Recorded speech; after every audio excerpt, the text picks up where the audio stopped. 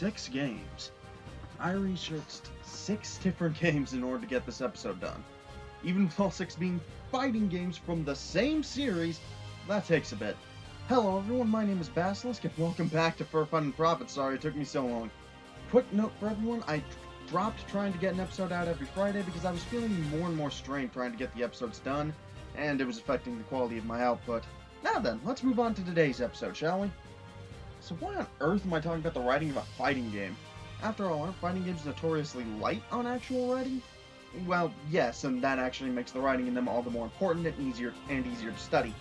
See, the thing about writing for fighting games is that because there is so little writing, almost all of it is focused on getting characters across to the player. If a fighting game is written well, the player will get everything they need about a character from their design, fighting style, and generally no more than 2 or 3 lines of dialogue throughout an entire match. Especially on a writing front, if this is done well, it's pure elegance and simplicity. Now in this episode, I'm going to focus purely on the writing for the characters I'm talking about, but if you want me to talk about their character design and fighting style, or about the character designs and fighting styles one of these days, let me know and I'll happily oblige. Now, for writing and fighting games, there's a few series that stand out above the rest, and for this episode we're going to be talking about the SoulCalibur series, since it provides a few unique opportunities for contrast and study that the likes of Mortal Kombat and BlazBlue aren't providing. We're going to be talking about the 4 main protagonists in the original timeline of the series. Now, let me be clear, we're not going to be talking about perfect writing here. In fact, there's a lot of mistakes and just plain weirdness in what we're going to be talking about today. However, I'm of the opinion that these only makes these characters more worth looking at rather than less, as it's often the missteps that provide the biggest learning opportunities. Also, quick note, I won't be talking about the new timeline of the series that was established in SoulCalibur 6. That game isn't finished receiving new content yet, plus the new timeline itself is barely established. We may take a look at it after it has some time under its belt, but for now we'll leave it be. Anyway, on to the show. Let's dive into the very first protagonist on our list, the secondary protagonist and main heroine of the series. Alright, so the first of the protagonists we're going to be covering is Sophia Alexandra, who is more or less the heroine and secondary protagonist of the first 5 games of the series, and pretty much the main protagonist of the first game, the somewhat confusingly named Soul Edge. Now, to be clear, Sophia is not the official main protagonist of any of the games. In Soul Edge, it was Mitsurugi, and in SoulCalibur 1, it's the trio of Xianghua, Keelik, and Maxi. And we'll be talking about the rest of the games here in a bit. However, I'm not talking about them because Mitsurugi was basically never relevant to the actual main plot of the series, and the trio from SoulCalibur 1 just winds up getting sidelined pretty hard after that game. Sophia, meanwhile, while she does get briefly sidelined, she still has the biggest ongoing relevance to the plot outside of one other protagonist and a handful of antagonists.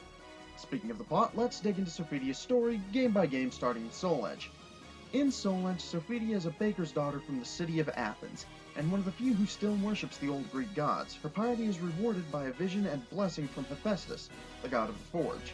He gives Sophia a sword and shield and tells her to go and destroy the titular Soul Edge, the cursed sword that feeds on souls.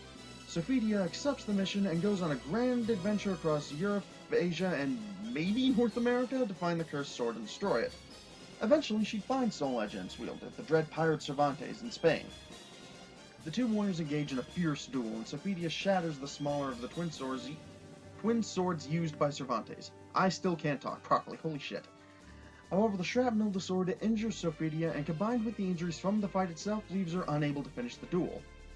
Unfortunately for our heroine, the ninja Taki interrupts the fight and kill-steals Cervantes before taking Sophia back to Athens and leaving the main plot forever. Unfortunately, neither of the two women thought to do anything about the larger of the 2 swords, a memory lapse that would come back to bite the world in the arse in the second game, SoulCalibur. This is sadly when Sophia gets briefly sidelined for a time. The main plot is about the trio of Xianghua, Keelik, and Maxi going out to defeat the new wielder of Soul Edge, a knight known as Nightmare, and his trio of henchmen. You'd think that Sophia, who was the one who originally defeated Cervantes and knew about the sword her and Taki didn't manage to destroy, would be central to this story, but she kinda isn't. Instead, Sophia's story in SoulCalibur has her get ready to get married to the blacksmith Rothion, then get a new message from Hephaestus. Instead of giving her a new sword and shield, the god of the forge gives Rothion some magic metal and tells him to forge Sophia a new sword and shield, now with magical healing abilities. Sophia would set off to track down Nightmare and destroy Soul Edge, but she instead wound up wandering around Europe using her new gear to cure people who had been infected by Soul Edge, these people who had become malfested. The trio would defeat Nightmare before Sophia tracked him down, so she basically decided that her job was done and went back to Athens. 1 4-year time skip in-game later, and Nightmare returns, not so defeated as everyone thought. The trio who defeated him before have split up, with Zhongguo and Keelik spending all the rest of their time in the series trying to track down Maxie, who spends the rest of the series trying to get revenge on Astaroth, one of Nightmare's minions from SoulCalibur, though they're no longer chums. As for Sophia, she gets sidelined again, but this time it's a bit more understandable. SoulCalibur 2 was originally an arcade game, and Sophia wasn't in it at all. Instead, she was replaced by her sister Cassandra, who had a similar fighting style. This didn't go over well with the player base, however, and Sophia was added back into the home console versions of the game as an unlockable. Her plot in this game is actually kinda meta, though. Because she was a late addition, it was difficult to add her into what passed for the game's main storyline, though SoulCalibur 2 actually did have a pretty light plot. Anyway, Sophia's plot in SoulCalibur 2 is pretty simple. Nightmare is gathering the shards of the half of Soul Edge that Sophia broke way back during her fight with Cervantes. One of those shards lodged itself into Sophia, and her daughter Pyrrha got infected by it. While Sophia and Rothion have a chinwag about what to do, Sophia stole Cassandra's weapons, and then went off to go fight Nightmare herself. Sophia wasn't having any of that, either grabbed the weapons Rothion made for her, or had new ones forged, I'm not entirely sure which, and ran off to save her children herself and track down Cassandra. Yeah, that's right, Sophia's entire plotline in SoulCalibur 2 is basically just chasing after Cassandra. It's really kind of fitting, given that she was added into the game after Cassandra, basically by fan demand. However, this would have a pretty bad effect on Sophia. Near as I can figure, the developers resented being forced to add her back into the game, and that resentment would shape her story after SoulCalibur 2. Granted, this is speculation on my part, and I could be entirely wrong, but it makes sense to me with the direction Sophia's story goes. SoulCalibur 3 is where things start to darken. Sophia eventually finds her way to Aaaand Castle, Nightmare's old headquarters, where she runs into Nightmare's new minion, Tira. Tira basically tells Sophia that she's going to kidnap Pyrrha and turn her into a vessel for Soul Edge, because the curse Pyrrha inherited from the shard of Soul Edge that Sophia had lodged in her made her the perfect vessel for the cursed sword. Tira then basically disappears, and Sophia runs back to Aaaand to check on her kids. They're safe, but Tira ambushes her at the shrine of Hephaestus. Sophia catches on that Tira has basically never known normal happiness, and Tira gets aggro as fuck about it and makes it clear that she's going to kidnap Sophia's daughter. Tira then disappears and spends the rest of the game antagonizing everybody else, while Sophia sets out to defeat her and Nightmare, finally tying Sophia back into the main plot. While the main hero, and we'll talk about him in a bit, has a personal conflict with Nightmare, Sophia has a personal conflict with Tira, who would go on to be the secondary villain of the series. So surely Sophia would team up with the main hero and they would fight the villains together, right? No! See, SoulCalibur 4 is a big part of the reason I think the developers resented being forced to add Sophia back into the roster, because her plot goes completely off the rails in that game. After finding her way back to Aaaand, where Nightmare had set up shop again, Sophia learns that Tira had made good on her promise and kidnapped Pyrrha, exposing her to more of Soul Edge's infection and turning her into a malfested that needed Soul Edge's energy to survive. Tira then basically uses this as leverage to force Sophia into being one of Nightmare's minions, because if someone manages to destroy Soul Edge, Pyrrha will die. Now reluctantly on the side of the villain's spirit, Sophia spends the entire game, holy shit, I couldn't manage that sentence, trying to destroy the Spirit Sword SoulCalibur so that her daughter may live. This change from hero to villain could have been an interesting storyline, but unfortunately nothing more was ever done with it. See, the next game, SoulCalibur 5, was set 17 years after the events of SoulCalibur 4, and would revolve around Sophia's children. Soul Edge was destroyed at the end of SoulCalibur 4, and so Sophia needed a way to save her daughter. In desperation, she took the shard of Soul Edge from her body and implanted it into Pyrrha, killing herself in the process. She's then absent from SoulCalibur 5 entirely, barring one of the villains using her image to manipulate her son. The way Sophia's story ended wasn't exactly praised by the players, and it's pretty easy to see why. Throughout most of her story, Sophia was the paragon of the series, always acting to help others, and not always through direct combat. Her plot in SoulCalibur is essentially her running around healing people. While her fall to villainy had some understandable motivation and could have done some interesting things plot-wise, it was never followed up on. Though her final act of sacrifice, while it would have very bad echoes that will be covered later, was very much in character and may have been seen as tragic if it had been handled better. Unfortunately, it wasn't. SoulCalibur 4 and 5 are generally considered to be the weakest non-spin-off games in the series for a number of reasons, and Sophidia's story ending the way it did just left people feeling disheartened and angry. This is not helped by what happened to her legacy in SoulCalibur 5, but we'll talk about that in a bit. Next up, we're going to talk about the main hero of the series. While Sophidia is the secondary protagonist of the Soul series, or SoulCalibur as it's more commonly called, there is really only one character that could possibly hold the title of main protagonist, which is impressive, really, considering that Siegfried Stoffen started life as a minor antagonist back in Soul Edge, before becoming the primary antagonist back in SoulCalibur 1. From SoulCalibur 2 to SoulCalibur 4, though, he would be the main focus of the story, before taking on a different role in SoulCalibur 5, although most everyone certainly wished he was still the main character, but we'll talk about that in a bit. So about that plot. Siegfried was the son of a German knight and his wife, who was named after the legendary German hero, Siegfried.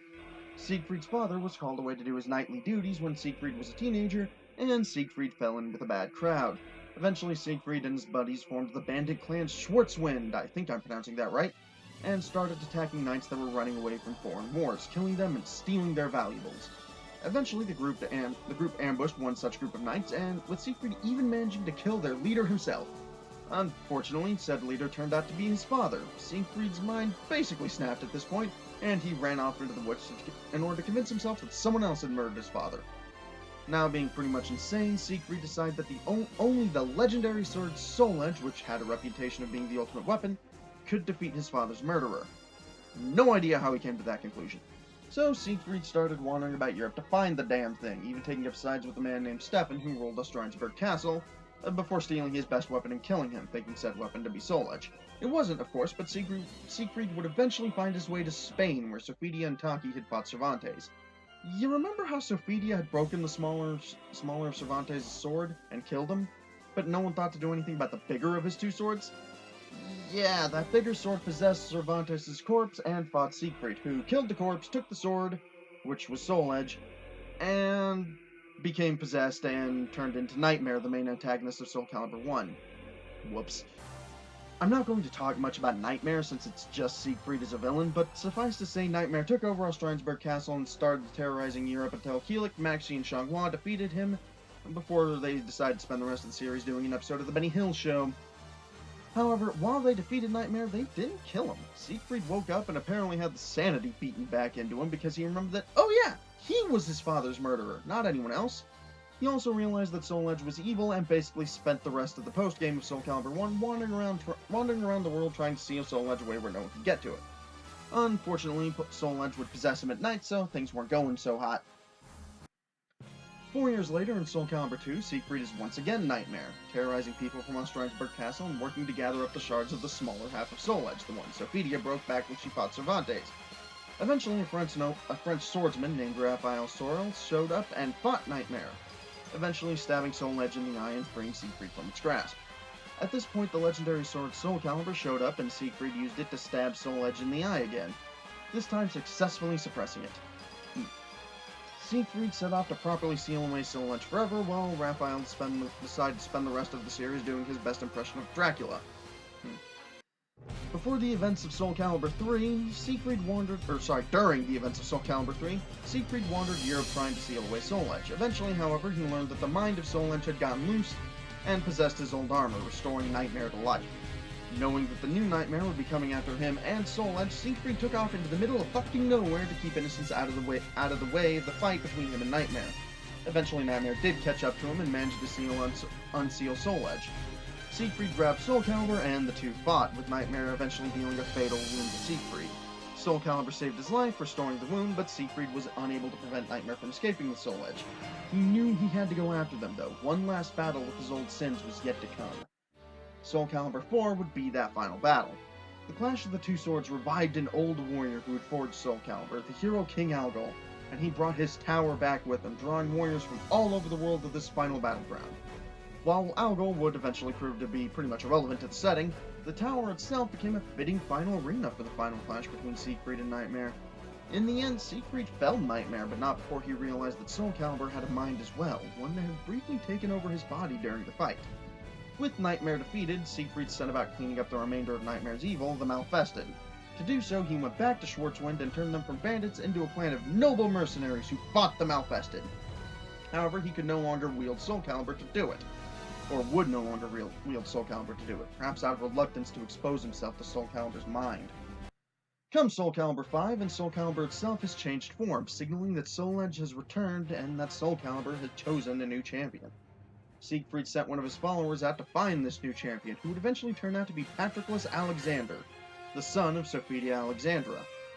Siegfried would go on to mentor Patroclus against the head of the Malfested, the new Nightmare. Siegfried's story is almost the inverse of Sophia's, starting as a villain and becoming the biggest hero the series has ever had. While his ending wasn't exactly well received, that had more to do with SoulCalibur 5 in general getting a pretty bad reception among the fanbase in terms of story. Siegfried is one of the most well-liked characters in the series, and his story is a big part of the reason why. Siegfried's story, on the surface, appears to be a very standard redemption arc, but there's a twist to it. At no point does does Siegfried actually seek redemption or forgiveness. In fact, as he will repeatedly make clear, Siegfried fully believes that he is damned beyond all hope of redemption. Siegfried doesn't believe that he can, or even should, be forgiven for his sins.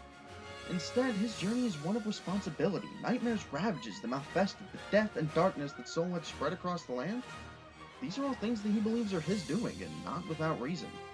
What makes Siegfried a hero was that despite believing himself damned, he fights to undo the damage he caused and make sure Soul Edge will never again return to this world. In the end, his path is ultimately as selfless as Sophia's, even though it comes from a different place. And it's this that finally earns him redemption and forgiveness. Ultimately, though, Siegfried's legacy would wind up just as tarnished as Sophia's. Those who are familiar with the series know what's coming, but there's no avoiding it. It's time to talk about the main hero of SoulCalibur 5. Oh, fuck me, I don't want to talk about this guy. And yet, Patroclus Alexander is the entire reason I decided to do this script, because I do want to talk about him. Some of you might guess that I have mixed feelings regarding this character, and you're sort of right. In terms of gameplay and visual design, I really like Patroclus. Or Patroclus, or however you pronounce his damn name. But those aren't the focus of this video, and in terms of story, I absolutely and unreservedly hate this character. Actual, genuine hatred. And yet, the reason for this makes him an interesting case study, especially when given context of what came before him, hence the weird split I've got going on. Now, before we get into things, some context. SoulCalibur 4 was originally intended to be the last game in the series, and it felt like it. No one knew when, or even if, we were going to get a new SoulCalibur. So there was a lot of hype when SoulCalibur 5 was announced, and a lot of that hype, at least that I encountered, was centered around the character that was billed as the new hero of the franchise. Patroclus Alexander was proclaimed as the inheritor to not only Sophia's legacy as a holy warrior chosen by the gods, but to Siegfried's legacy as the wielder of the legendary SoulCalibur. He even looked the part, with a striking design that managed to make him look the part of a holy warrior, and an impressive fighting style that was a truly new and unique take on the sword and shield fighting style that Sophia had used. Helping to bolster this hype was the announcement that SoulCalibur 5 would be the first game in the series to have a proper story mode, to explore the setting and how it had changed in the 17 years between the events of SoulCalibur 4 and 5. Unfortunately, that story mode wound up being one of the worst elements of SoulCalibur 5, and most of that failure rests solely on Patroclus. So let's look at this disaster and see what went wrong, yeah? Now, to be fair, the story of SoulCalibur 5 starts off fairly well. Just take a look at it.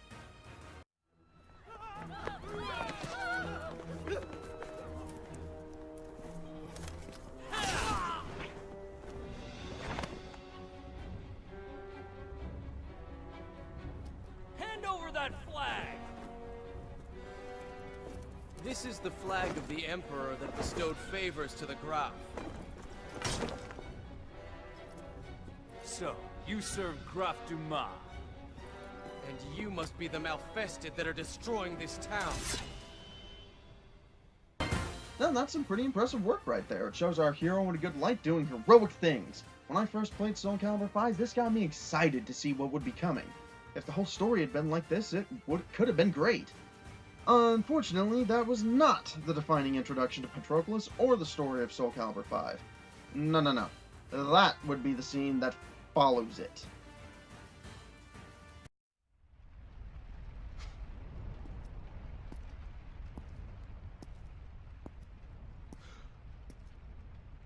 You're pale and filthy. You must be a Malfested as well. No, my lord. I am not one of them. Is that so?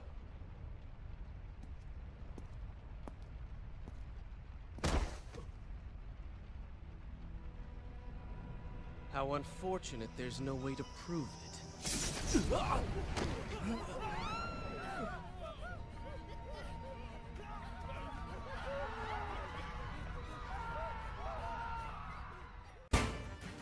Yep, this is the character-defining moment for Patroclus, and the defining scene for the entire story of SoulCalibur 5.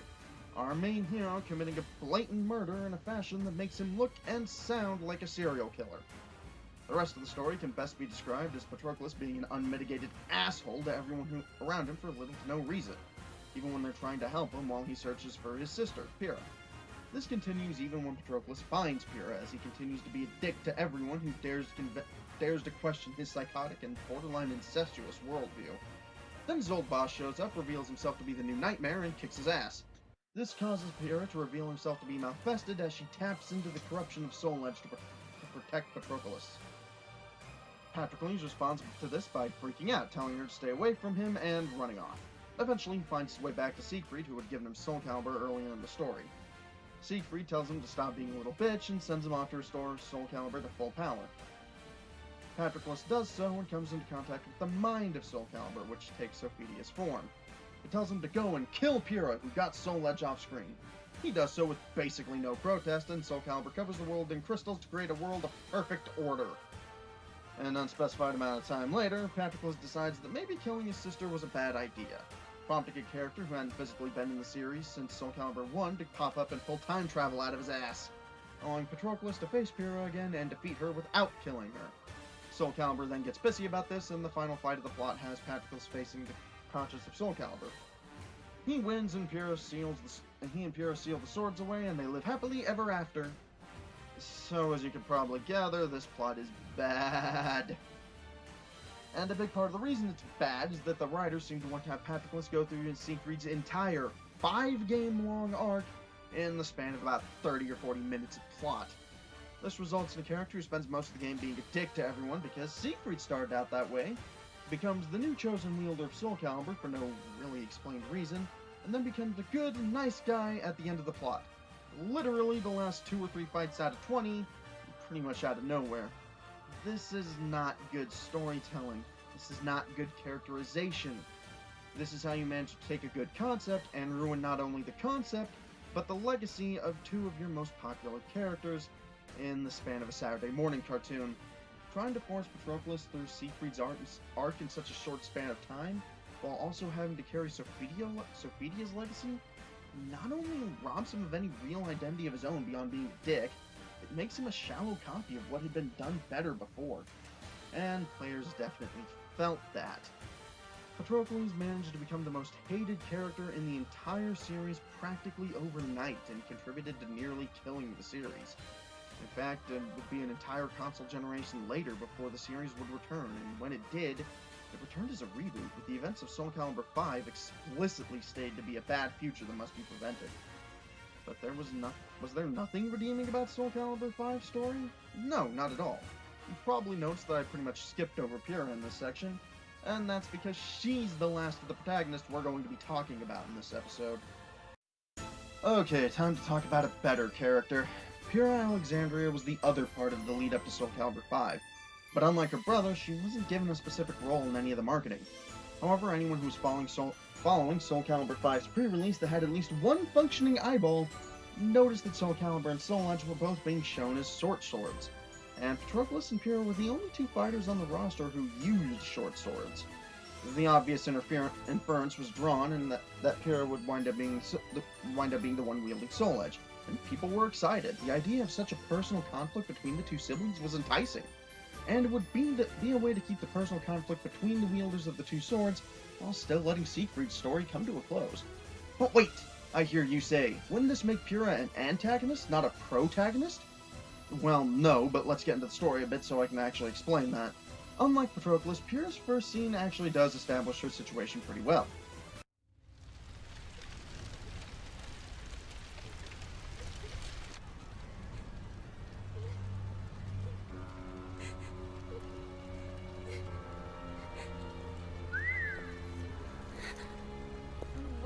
Well, Pyrrha, not bad. No, it wasn't me. I would never do this to the people of the city. Of course I forgive you. You were just protecting yourself from those nasty people who were trying to kill you. They were the bad guys. Oh, look! More humans that misunderstand you. Better kill them first before they kill you.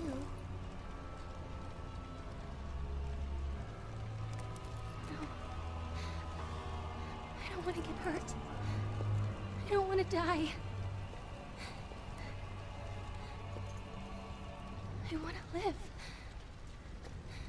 Please, go away! Pyrrha is alone, and always surrounded by death and chaos, for which she is blamed even though she is not the cause of it. The only companion she has is Tira, who seems to care for her. Now, this is a facade, of course, since Tira is the one who kidnapped Pyrrha in the first place, and is the one actually responsible for all the death and destruction surrounding Pyrrha, although the plot kind of skims over that.